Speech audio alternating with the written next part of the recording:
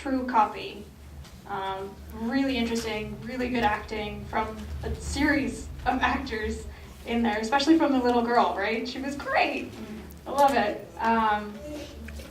And yeah, just kind of but also a confusing film because it is sci-fi, it is sort of action-y, and you don't really know what's going on for a really long time in the film, but just kind of keeping you guessing through the whole way. Does anybody have like an idea or a theory as to why he kept changing? They did mention like a cool CIA thing in the middle, but you don't really know. Yeah, we do speak Russian. The translation was the same. Basically, the guy was in lab, and I think they stole identity, and he was just changing in intervals.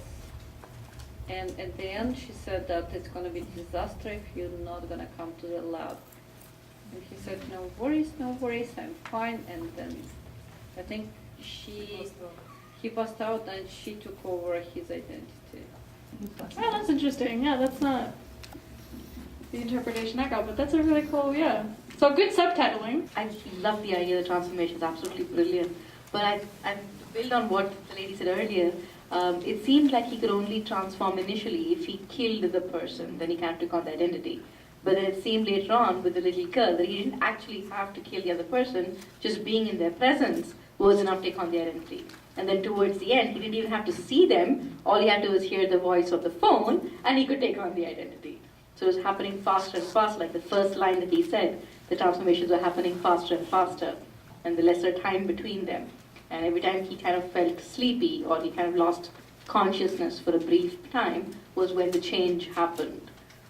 So it's like, and what I didn't get though was, in the initial, he was walking on the road, and then suddenly he wakes up in this restaurant or this whatever place. That jump, I didn't get that jump. How he got there? Because everything else seemed after that was perfectly sequential, and the continuity was really there. That first part only didn't seem like it had a continuity. Otherwise, what an awesome concept.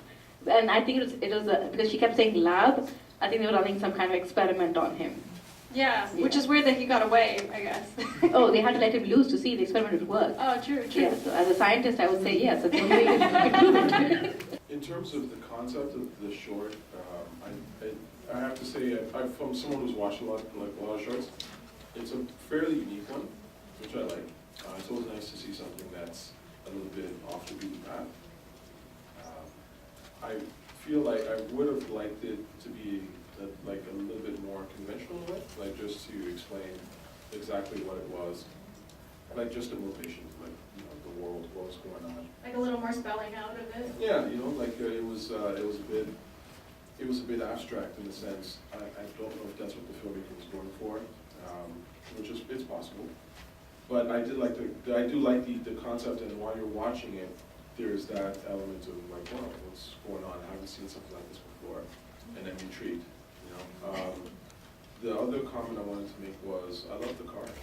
I think it was like a blue car or something like that. Yeah. I was like, wow, it's Yeah. 68 Camaro. Right? Yeah. So that's a dope car. Толстый, и там остался. Друзей каких-то встретил по армейке. Yeah, it was beautiful. It was well shot. So I was just going to say that I think I think he was being tested on and he somehow skipped, I don't know, maybe taking one of the guards' personalities or something like that.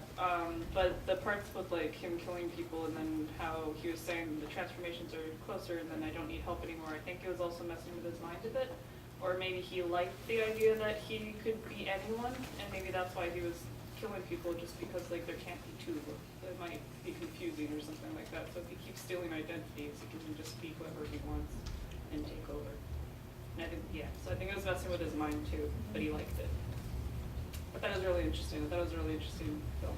Yeah, it's good that you say that you liked it as well, because you can tell at the end he really does pick his target, doesn't he? I was going to say too, one of his motivations might have been fear, because we don't know what his relationship with the lab is, right? So I think he was like, hey, I don't need help anymore, I'm totally fine, see you later, and then he's turned into a girl who's like, crap, I'll call you back.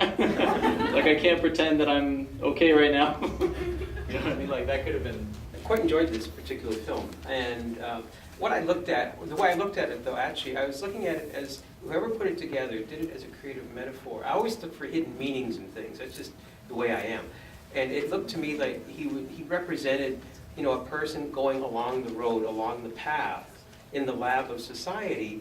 And as we meet different people, we take on what we think are ideal characteristics, and we kill off the things that we think aren't so good about them.